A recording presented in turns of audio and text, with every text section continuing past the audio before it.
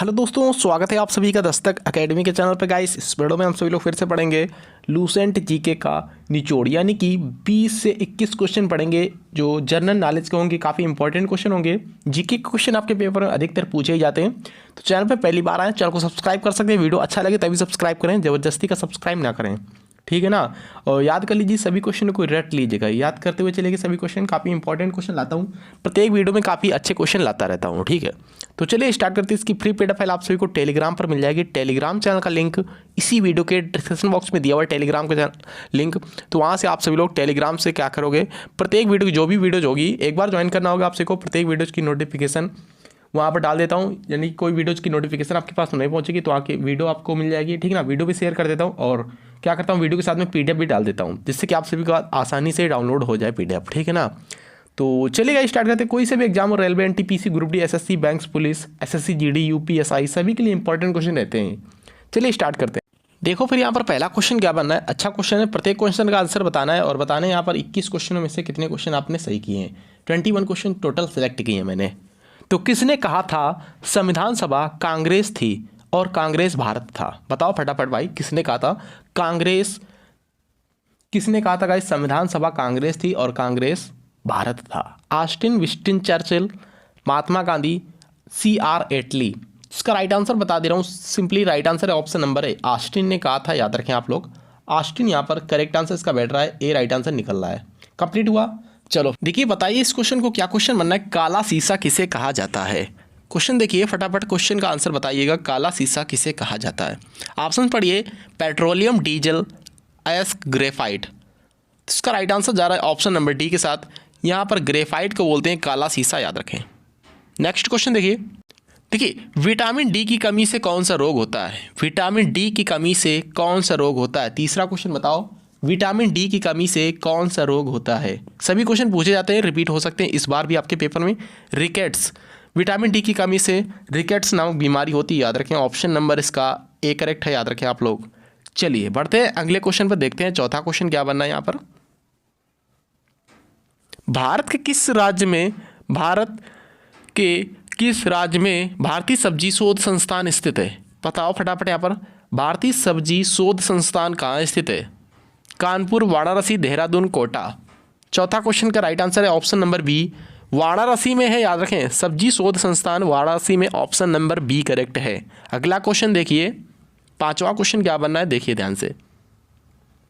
मध्य प्रदेश के किस शहर को झीलों का शहर के नाम से जाना जाता है, फिर झीलों के शहर कहते हैं? बताओ फटाफट, मध्य प्रदेश के किस शहर को झीलों का शहर कहते हैं? ऑप्शन देखिए यहाँ पर, इंदौर, भोपाल और उज्जैन, ग्वालियर।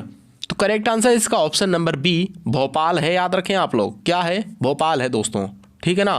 तो झीलों का शहर भोपाल है, ऑप्शन नंबर बी करेक्ट है इसका, याद रखें आप लोग। चलिए अगला क्वेश्चन देखिए, 6 क्वेश्चन क्या बनना है, ध्यान से देखिए इस क्वेश्चन को भी। अपने टोटल नंबर लास्ट में बताने हैं कितने क्वेश्चन आप सभी ने इस टेस्ट से प्राप्त किए हैं।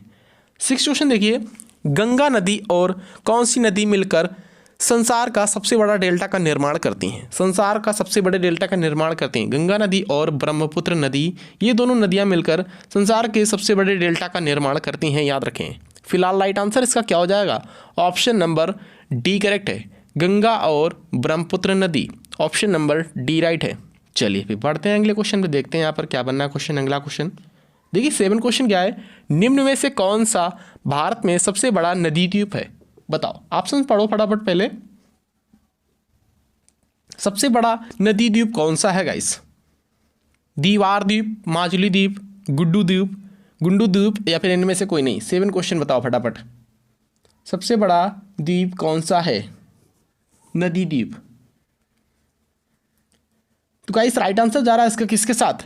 7 क्वेश्चन का करेक्ट आंसर किसके साथ जा रहा है? माजुली द्वीप है, याद रखें। ऑप्शन नंबर बी करेक्ट है, माजुली द्वीप। यह गाइस असम राज्य में स्थित है। कहाँ स्थित है? यह असम राज्य में स्थित है। कौन सा द्वीप है? माजुली द्वीप है, याद रखें आप लोग। चलिए 8वां क्वेश्चन देखिए यहाँ पर क्या बनना है। 8वां क्वेश्चन, भारत के किस राज्य पर गठित भारत का पहला राज्य कौन सा है?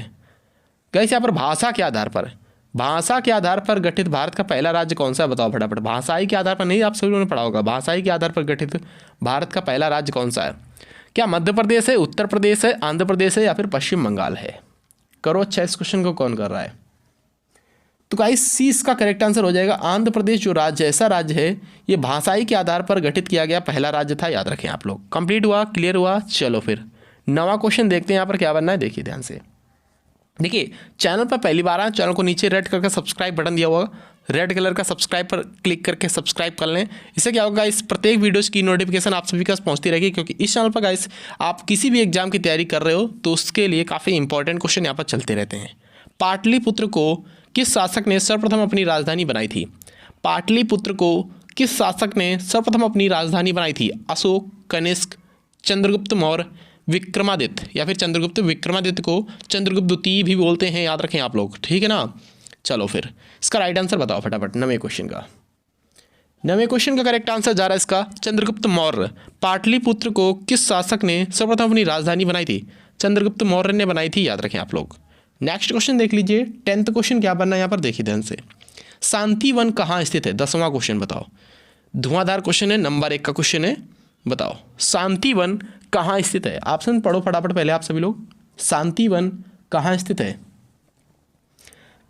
क्या क्लिक कर रहे हो? जयपुर क्लिक कर रहे हो, मुंबई क्लिक कर रहे हो, आगरा क्लिक कर रहे हो, या फिर नई दिल्ली क्लिक कर रहे हो?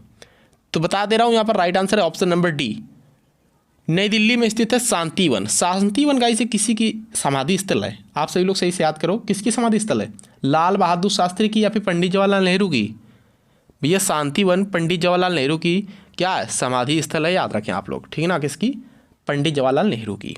चलिए फिर 11 क्वेश्चन देखिए यहाँ पर क्या बनना है। दक्कन है यहाँ पर, ढक्कन नहीं, ठीक है ना। क्या है यहाँ पर, मिस प्रिंट है। दक्कन का पठार, दक्कन के क्षेत्र में कौन सी मृदा पाई जाती है? बताओ फटाफट, सीधा सीधा क्वेश्चन है। दक्कन के क्षेत्र में कौन सी मृदा पाई जाती है? काली मृदा पाई जाती है, हमेशा याद रखें, ऑप्शन नंबर बी करेक्ट है। काली मृदा पाई जाती है दक्कन के पठार में। कंप्लीट हुआ 11 क्वेश्चन। चलते हैं नेक्स्ट क्वेश्चन देखिए, 12 क्वेश्चन क्या बनना है। किस नदी को बंगाल का शोक कहा जाता है? बहुत बार पूछा गया क्वेश्चन है और आने वाले समय में पूछा जाएगा ये क्वेश्चन फिर से। किस नदी को बंगाल का शोक कहा जाता है? क्या गंडक है, कोसी है, सोन है, या फिर दामोदर है? 12 क्वेश्चन का करेक्ट आंसर मैं बता दे रहा हूँ सिंपली यहाँ पर, सीधा सीधा देखिए यहाँ पर। किस नदी को बंगाल का शोक बोलते हैं? दामोदर नदी है, हमेशा याद रखें। कौन सी नदी है? दामोदर नदी है, इसको बंगाल का शोक बोलते हैं। पूछ ले जाए बिहार का शोक किसे बोलते हैं, तो क्या क्लिक करोगे? बिहार का शोक जब भी बोलिए कोसी नदी क्लिक करें। क्या क्लिक करोगे? कोसी नदी क्लिक करेंगे बिहार के शोक को, ठीक ना। बिहार के शोक किस राज्य, मतलब कि बिहार का जो गाइस किस नदी को बोलते हैं बिहार का शोक? ऑप्शन नंबर बी हो जाएगा, कोसी नदी को। क्लियर हुआ। 13 क्वेश्चन यहाँ पर देखते हैं क्या बनना है। हुमायूंनामा किसके द्वारा लिखा गया था? 13 क्वेश्चन बताओ फटाफट। हुमायूंनामा किसके द्वारा लिखा गया था? गुलबदन बेगम, जहां आरा बेगम, मुमताज़ बेगम, रोशन आरा बेगम? तो भैया हमेशा याद रखेंगे इसको, कभी भी भूलेंगे नहीं। गुलबदन बेगम, भैया गुलबदन बेगम ने लिखा था हुमायूंनामा। भैया गुलबदन बेगम कौन था? भैया गुलबदन बेगम कोई था नहीं, कोई थी, ठीक ना। हुमायूं की या कौन थी? पत्नी थी, ठीक ना। इन्होंने ही गुलबदन, मतलब गुलबदन ने ही यहाँ पर हुमायूंनामा लिखा था, याद रखें आप लोग, ठीक ना। क्लियर हुआ। चलो फिर ए इसका राइट आंसर हो जाएगा। हुमायूं की पत्नी गुलबदन बेगम ने ही हुमायूंनामा लिखा था। 13 क्वेश्चन का ए करेक्ट है। देखिए नेक्स्ट क्वेश्चन क्या बना, 14 क्वेश्चन। मार्लेमेंटो सुधार किस वर्ष पारित किया गया था? ये भी क्वेश्चन बहुत धुआंधार है, पूछा गया कई बार है। मार्लेमेंटो सुधार किस वर्ष पारित किया गया था? मार्लेमेंटो सुधार किस वर्ष पारित किया गया था? तो ऑप्शंस पढ़ो फटाफट, पहले बताने की कोशिश करें। मार्लेमेंटो सुधार किस वर्ष पारित किया गया था?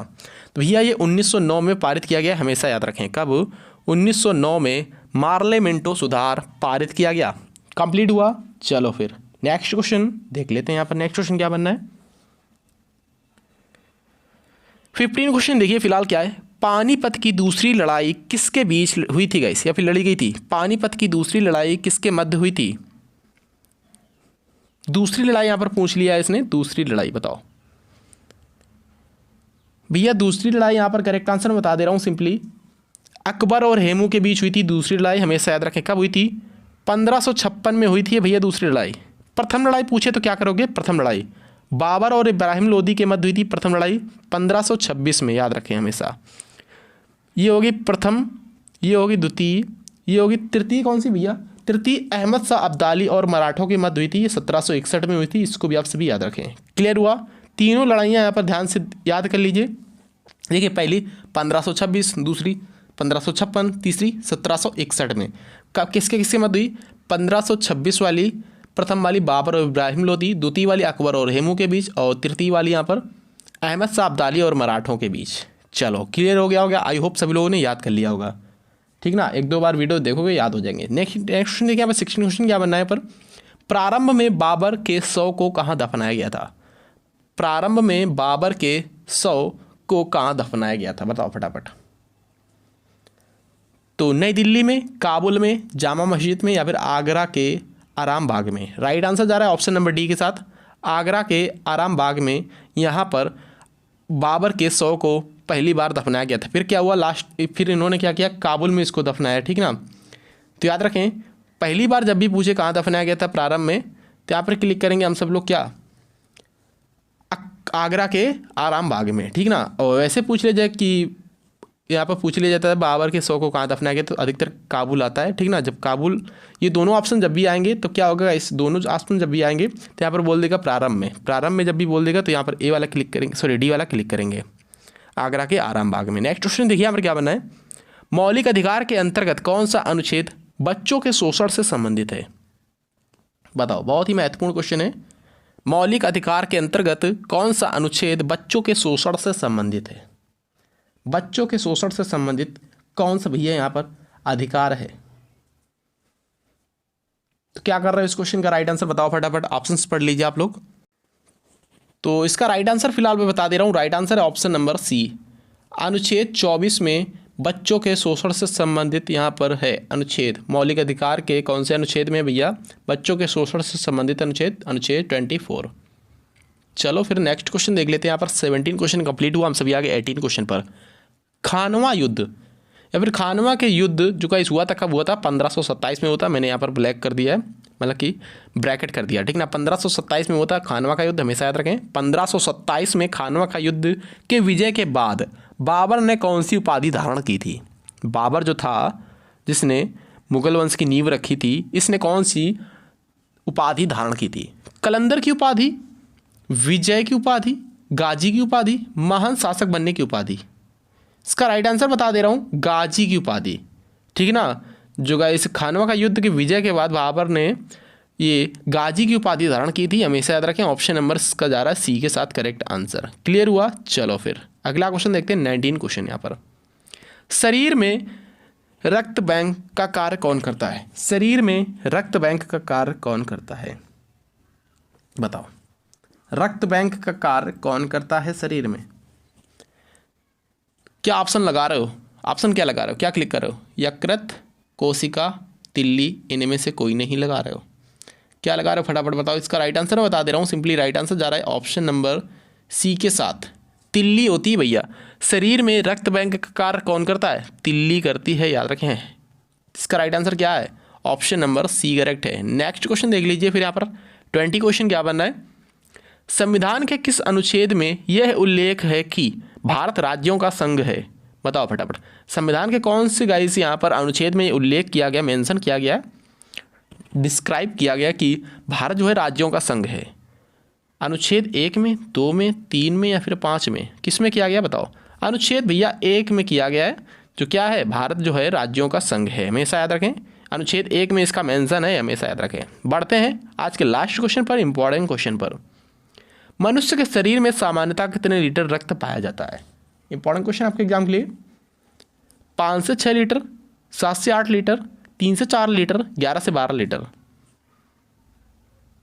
ब्लड की बात हो रही है यहाँ पर। मानव शरीर में सामान्यतः कितने लीटर यहाँ पर रक्त पाया जाता है? 7 से 8 लीटर क्या, 5 से 6 लीटर क्या, 3 से 4 या फिर 11 से 12?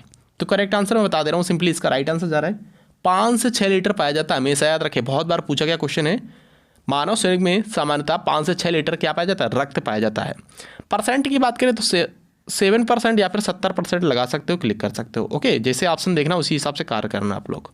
मिलता है किसी नेक्स्ट वीडियो में। वीडियो अच्छा लगा तो सब्सक्राइब कर सकते हो, नीचे रेड कलर का सब्सक्राइब बटन दिया हुआ है, और साइड में बेल आइकन प्रेस कर लीजिए, ऑल पर प्रेस कर लीजिए, और शेयर करें टेलीग्राम पर, व्हाट्सएप पर, स्टडी ग्रुप में, ठीक ना। थैंक यू, जय हिंद।